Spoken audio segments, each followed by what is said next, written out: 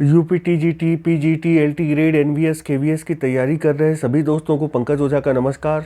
दोस्तों एक बार फिर से आप सबके सामने आ गया हूँ लेकर आज की टाउन सीरीज़ 32। टाउन सीरीज़ 32 में भी हम पहले की ही भांति कुछ महत्वपूर्ण क्वेश्चन देखेंगे और उन क्वेश्चंस को एलॉबरेट करेंगे। आइए शुरू करते हैं आज का सिलसिला। पहला प्रश्न जो कि आपकी स्क्रीन पर है, change the following sentence into passive voice. All his friends loved at him. All his friend loved at him, इसका पैसिव वॉइस आपको बनाना है। क्वेश्चन नंबर 1 की अगर बात करें तो इसका पैसिव वॉइस बनाइए और जल्दी से इन्फॉर्म कीजिए। क्वेश्चन नंबर 1, यहाँ पर जितने लोग बी जवाब दे रहे हैं वो सबके सब सही कंसीडर किए जाएंगे। अगर आपके मन में बी का ख्याल आ रहा है तो बिल्कुल आप सही हैं। He was loved at by all his friends. ध्यान में रखिएगा यहाँ पर ये प्रेपोजिशन भी आ जाएगा, एट भी आएगा। All his friends laughed at him. He was laughed at by all his friends. Let's come to the next question. अगले प्रश्न पर आते हैं। Rewrite the following sentence by changing the adjective into positive degree. Japan is richer than most other countries. अगर हम इसकी बात करें, Japan is richer than most other countries. अब इसको क्या करना है हमें, इस सेंटेंस को रीराइट करना है, इस एडजेक्टिव को पॉजिटिव डिग्री में चेंज करना है। तब बताइए क्या ऑप्शन होगा। Very few countries are richer, या few countries are richer to Japan, very few countries are as rich as Japan, या Japan is the richest country. क्या होगा इसमें, क्वेश्चन नंबर 2 में आपको जवाब देना है। क्वेश्चन नंबर 2 की अगर बात करें दोस्तों तो यहाँ पर सी विकल्प सबसे उपयुक्त होगा। Very few countries are as rich as Japan. तो ये ध्यान में रखिएगा, इस तरह ये बनता है। अगर है कि Japan is richer than most other countries तो क्या होगा, very few countries are as rich as Japan, जब हम इसको पॉजिटिव डिग्री में करेंगे। Question number 3, the sky is overcast by clouds, I am afraid we are dash a heavy downpour. कि आकाश में बादल छाए हुए हैं और लगता है कि बहुत तेज बारिश होगी। इसमें कौन सा प्रेपोजिशन यूज होगा आपको बताना है। क्वेश्चन नंबर 3 में allowing for a heavy downpour, या in for a heavy downpour, या asking for a heavy downpour, या calling for a heavy downpour. क्या होगा क्वेश्चन नंबर 3 की अगर बात करें दोस्तों तो क्वेश्चन नंबर 3 में यहाँ जिन दोस्तों के जवाब बी आ रहे हैं वो बिल्कुल सही हैं। इसका क्या हो जाएगा, the sky is overcast by clouds, I am afraid we are in for a heavy downpour. ध्यान में रखिएगा, we are in for a heavy downpour. In for का अर्थ क्या होता है देख लीजिए। मीनिंग आप to be in for something in English, to be going to experience something unpleasant very soon. कोई चीज तुरंत घटित होने वाली हो बहुत जल्दी। We are in for a heavy rain. The weather forecast says we are in for a heavy rain this evening. देखिए यूज भी किया हुआ। You will be in for it, एक और यूज देखिए दोस्तों, you will be in for it, you will be in trouble. इसका मतलब हुआ अगर आपसे कोई कहे, देखिए ये फ्रेजल वर्ब या जो इंग्लिश में प्रेपोजिशन का कैसा यूज होता है इसको आपको देखना होगा। सिंपली अगर आप किसी से कह रहे हैं you will be in for it, it means आप उसको वार्न कर रहे हैं कि जल्द ही तुम परेशानी में पड़ने वाले हो। If you don't do what she tells you, you will be in for it. If you don't do what she tells you, तुम बहुत जल्दी परेशानी में पड़ जाओगे अगर वो जो कहती है तुम नहीं मानते उसका कहना। Next question, the newly elected leader dash his associate to work for the good of their enterprise. Called out his associate, क्या होगा यहाँ पर, called out his associate, called in his associate, called to his associate, called upon his associate। क्या होगा इसमें question number 4 में। अगर question number 4 की बात करें तो यहाँ called upon सबसे सही विकल्प प्रतीत होता है, क्योंकि on नहीं दिया हुआ है। अगर on दिया होता तो वो सही हो जाता, called on upon दोनों होंगे। ओके, तो newly elected leader called upon his associate to work for the good of their enterprise. कि नया जो चुना गया नेता उसने क्या किया, उसने नए लोगों को निर्देश दिया कि हमें अपने एंटरप्राइज के अच्छाई के लिए काम करना चाहिए, एक दूसरे से सहयोग करना चाहिए। देखिए कॉल अपॉन एक फ्रेजल वर्ब है, इसको देख लेते हैं। Call upon somebody formal to ask, demand that somebody do something. Demand करना कि भाई कोई चीज, किसी को कोई चीज करने के लिए कहना। Okay, she called on the government to hold a vote.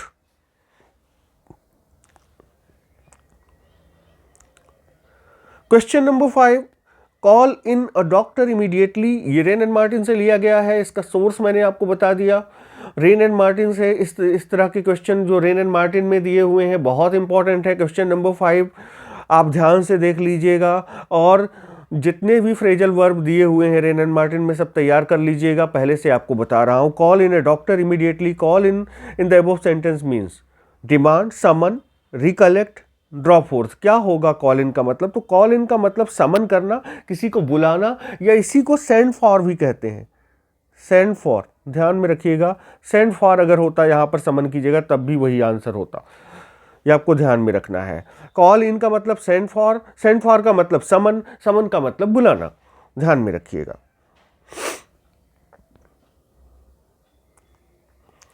In which one of the following poems William Wordsworth is enchanted and moved by a single girl's song?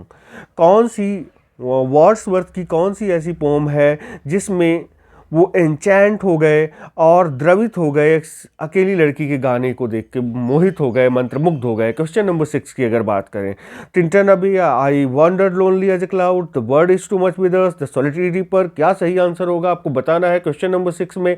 अगर हम सही उत्तर की बात करें तो यहाँ पर सॉलिटरी रीपर, जैसा कि आप लोगों के मन में भी ख्याल आ रहा होगा, बिल्कुल सही आंसर है। Question number 7, fear is one of those emotions which frequently routes us to in action, no error. इसमें किस पार्ट में एरर है? स्पॉटिंग एरर्स का मैं बार बार आपको महत्व बताता रहा हूँ, आपके एग्जामिनेशन के पॉइंट ऑफ व्यू से, आपके स्पोकन इंग्लिश के पॉइंट ऑफ व्यू से, आपके प्रेपोजिशन, पार्ट्स ऑफ स्पीच के अन्य पहलुओं के पॉइंट ऑफ व्यू से। तो स्पॉटिंग एरर आपको बहुत मन लगा के करना है। यहाँ बताइए, fear is one of those emotions which frequently routes us to in action, क्या होगा? क्वेश्चन नंबर 7 का जवाब दीजिए। तो यहाँ पर सी पार्ट में गड़बड़ी है, अब आपको ये देखना है सी पार्ट में क्या गड़बड़ी है। सी पार्ट में क्या गड़बड़ है आपको देखना है, आइए इसको देख लेते हैं। रूट्स के बदले रूट का प्रयोग होगा, क्योंकि रिलेटिव प्रोनाउन विच का एंटीसीडेंट इमोशंस है, ध्यान में रखिए। जो विच आया है उसके पहले जो आया है, मतलब उसका एंटीसीडेंट क्या है? इमोशंस है, जो प्लूरल है, अतः वर्ब भी प्लूरल होगा, तो क्या हो जाएगा? रूट्स ना होके रूट होगा, ध्यान में रखिएगा। एक बार फिर से देख लीजिए, fear is one of those emotions विच, तो यहां पे एंटीसीडेंट जो विच का है वो इमोशंस है, तो इसके हिसाब से, इमोशंस के हिसाब से रूट्स ना होके रूटस हो जाएगा, ध्यान में रखिएगा। Let's come to the next question. It is a literary device in which the subject is ridiculed humorously and indirectly by the orator, since he believes it needs to be changed. For example, a man died of a heart attack when he saw his hospital bill. अब इसमें क्या होता है दोस्तों कि इसमें एक literary device है जिसमें सब्जेक्ट को, जो सब्जेक्ट होता है उसको उसकी हंसी उड़ाई जाती है, बहुत ही एक ह्यूमरसली फनी वे में हंसी उड़ाई जाती है, और इनडायरेक्टली हंसी उड़ाई जाती है। ओके, किसके द्वारा? ऑथर के द्वारा या ओरेटर के द्वारा। ओके, ताकि कुछ परिवर्तन कर सके, सब्जेक्ट में कोई चेंज आ सके, इसलिए हंसी उड़ाई जाती है। एग्जाम्पल के तौर पे ये कहना कि एक व्यक्ति, a man died of heart attack when he saw his hospital bill, कि वह व्यक्ति हार्ट अटैक से मर गया जब अपने वो हॉस्पिटल का बिल देखा। तो मतलब अब देखिए, यहाँ पर हॉस्पिटल हम क्यों जाते हैं? इलाज कराने जाते हैं, लेकिन इलाज कराने गए, वहाँ पर जब इलाज करा लिए, हॉस्पिटल का जब बिल आया तो हार्ट अटैक हो गया। हार्ट अटैक का ही इलाज कराने गए थे, हॉस्पिटल का बिल देख के हार्ट अटैक आ गया। ये इसमें क्या होगा? क्वेश्चन नंबर 8 का जवाब दीजिए। क्वेश्चन नंबर 8 में जिन दोस्तों के जवाब सी आ रहे हैं वो बिल्कुल सही है, satire. Satire is the right answer. इस तरह का जो रिडिक्यूल करना होता है वो सटायर की कैटेगरी में आता है। नेक्स्ट क्वेश्चन को देखते हैं। Humorous use of words to suggest several meanings of the word और other words which sound alike but have different meaning. अब देखिए, ह्यूमरस यूज ऑफ वर्ड्स, हास्यास्पद जो यूज होगा वर्ड्स का, सजेस्ट सेवरल मीनिंग्स, ताकि कई अर्थ निकल सकें। अब ऑफ द वर्ड, एक शब्द के कई अर्थ निकल सकें, और अदर वर्ड्स या दूसरे शब्दों के भी कई अर्थ निकल सकें, विच साउंड अलाइक, जो एक ही तरह के साउंड करते हैं बट डिफरेंट मीनिंग, लेकिन उनकी मीनिंग अलग अलग होती है। क्वेश्चन नंबर 9 का जवाब देना है। क्वेश्चन नंबर 9 में ये पन ही है जो कि घुमा फिरा के राउंड अबाउट मैनर में इनडायरेक्टली आपसे पूछा गया है। क्वेश्चन नंबर 10 देखते हैं। The theatres were close down during the Commonwealth regime in England, in which year were they reopen. Theatres को क्लोज कर दिया गया था कॉमनवेल्थ रिजीम में, आपको मालूम ही है, तो किस साल फिर से खुले। क्वेश्चन नंबर 10 का जवाब देना है, तो यहाँ डी जवाब देने वाले सबके सब सही हैं। 1660 is the right answer. Question number 11 antonym बताना है। Okay, the covalent compounds consist of discrete molecules. What do you mean bye discrete, आपको बताना है। देन इसका ऑपोजिट बताना है। इसका ऑपोजिट क्या होगा? कंक्रीट होगा, ग्रुप्ड होगा, सिंगल होगा, कन्वोल्यूटेड होगा, आपको बताना है। इसको देख लेते हैं दोस्तों। डिस्क्रीट का यहाँ अर्थ क्या है? Clearly separate. DISCRETE का मतलब क्या होता है? जो बिल्कुल अलग हो, clearly separate. Are different in shape और फॉर्म, जो चीज़ शेप में, फॉर्म में, अपने दिखने में बिल्कुल अलग है। तो DISCRETE जब आता है, DISCRETE, तो ये किसके अर्थ में आता है? ये अर्थ में आता है अलग के, क्लियरली सेपरेट के अर्थ में आता है। These small companies now have their own discrete identity, कि मतलब अपने इन छोटी कंपनियों की अपनी स्वतंत्र पहचान है। सिनोनिम क्या हो जाएगा इसका? इंडिपेंडेंट हो जाएगा, सेपरेट हो जाएगा। ओके, तो अब दिए गए विकल्पों में आपको बताना है। क्वेश्चन नंबर 11 में, क्वेश्चन नंबर 11 में आपको बताना है कि सही आंसर क्या होगा। अगर हम 11 की बात करें तो यहाँ सेपरेट और ग्रुप्ड दोनों एक दूसरे के एंटोनिमस है, आप देख सकते हैं, ये क्लियर कट है, ग्रुप्ड। और ये ध्यान रखिएगा, जहां पर पोलोनियस बोलता है discretion is the better part of Waller, वहां पर डिस्क्रिशन अलग है, वो विवेक से मतलब है, बुद्धि से मतलब है, वो है DISCREE, ध्यान में रखना है।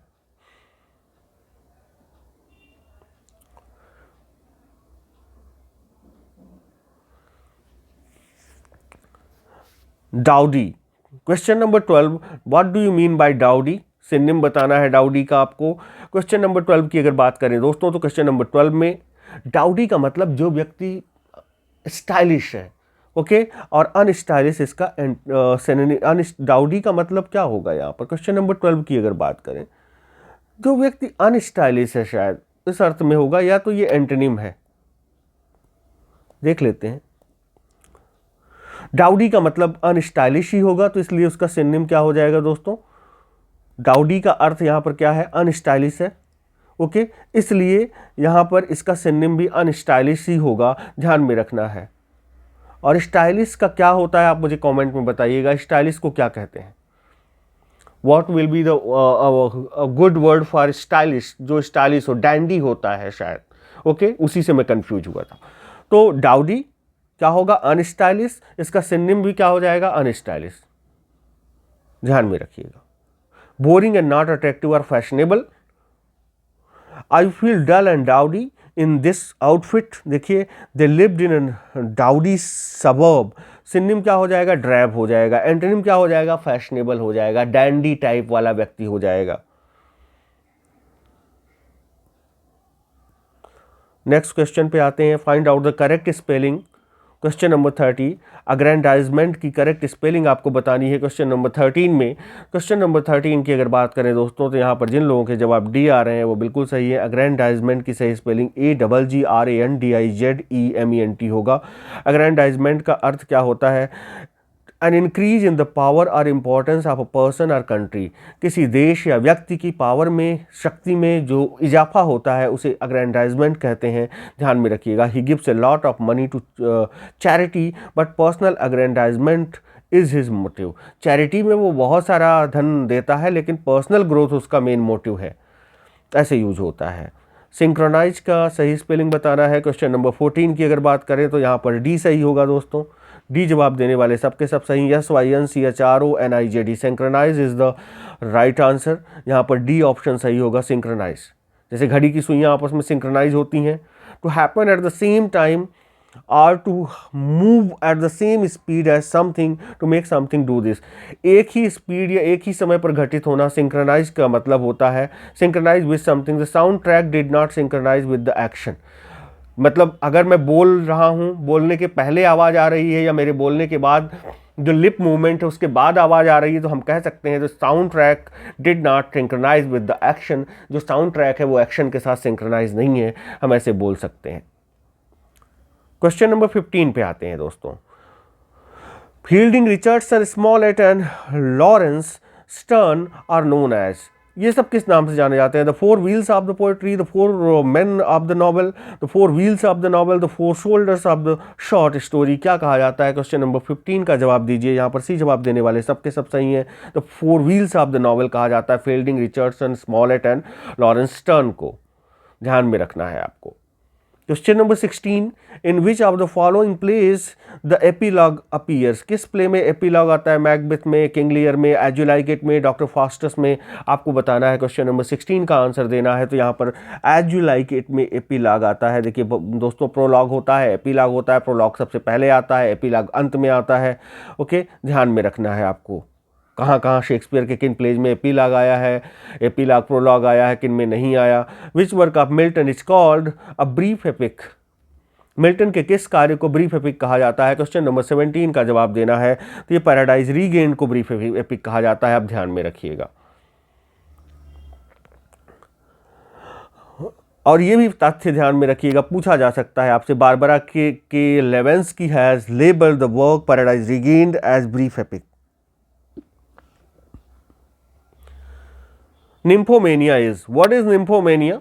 Abnormal and unbridled sexual desire in men, normal and bridled sexual desire in women, abnormal and unbridled sexual desire in women, normal and bridled sexual desire in men. क्या होगा? क्वेश्चन नंबर 18 का जवाब दीजिए. Question number 18 की अगर बात करें तो यहाँ पर सी जवाब देने वाले सबके सब सही कंसीडर किए जाएंगे.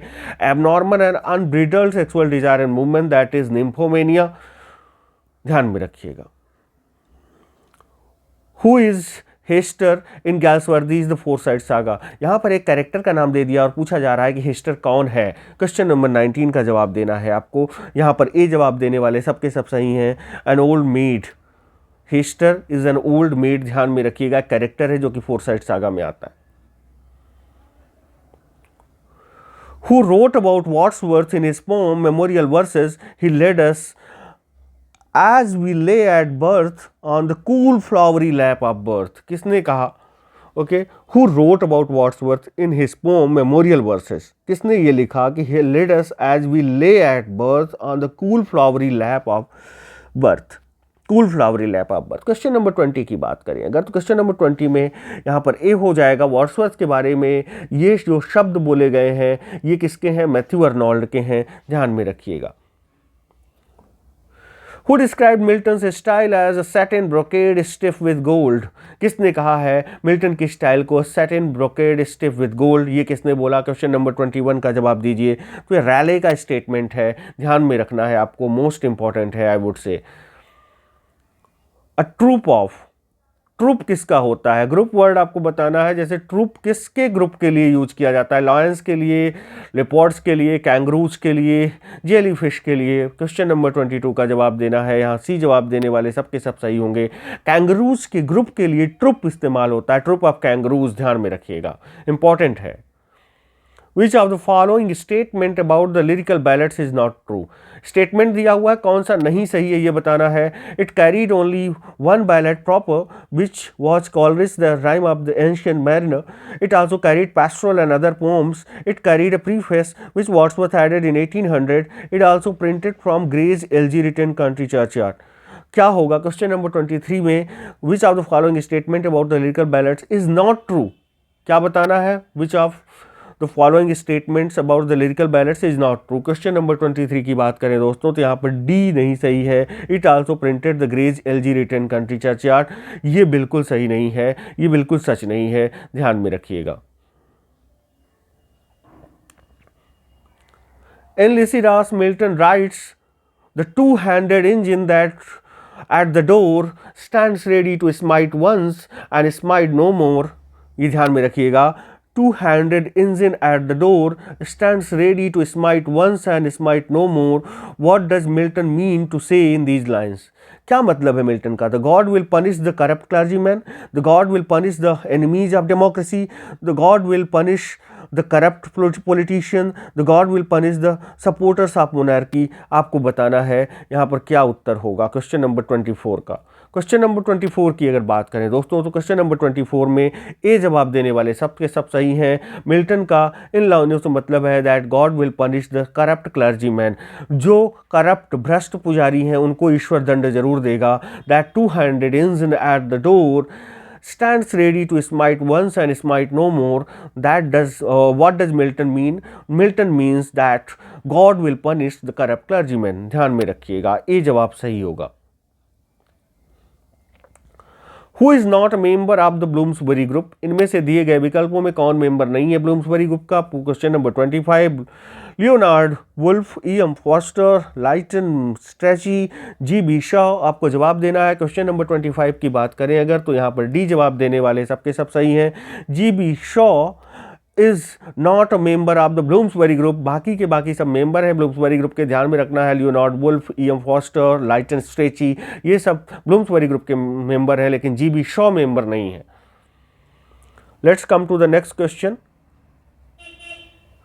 सिडनीज Arcadia is drawn by Shakespeare in, मतलब कौन सा प्ले सिडनी की आर्केडिया से प्रेरित होकर शेक्सपियर ने लिखा? Question number 26। Wonderful question, most important question I would say.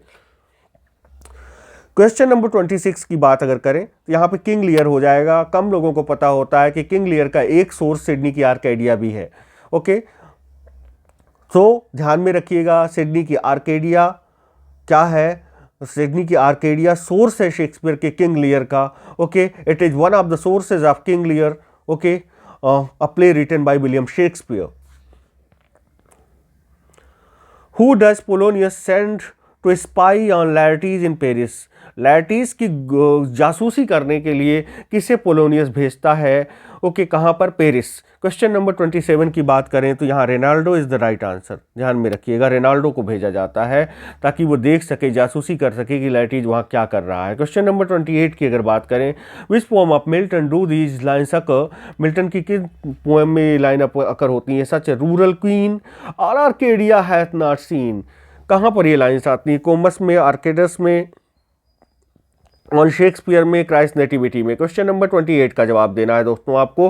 तो यहाँ पर Arcades is the right answer. Okay, Arcades में लाइनें आती हैं, such rural queen all Arcadia hath not scene.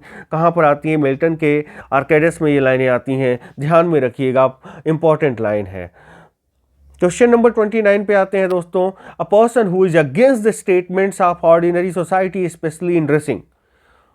Tell me the person who is against the standards of ordinary society, especially in dressing. क्या होगा? जो कि समाज के जो प्रतिमान हैं, जो स्टैंडर्ड हैं, जो मानक हैं, उनसे क्या है, उनके खिलाफ है। खासकर जब पहनने ओढ़ने की बात हो तो समाज के मानक से बिल्कुल अलग है वो। उसे क्या कहेंगे?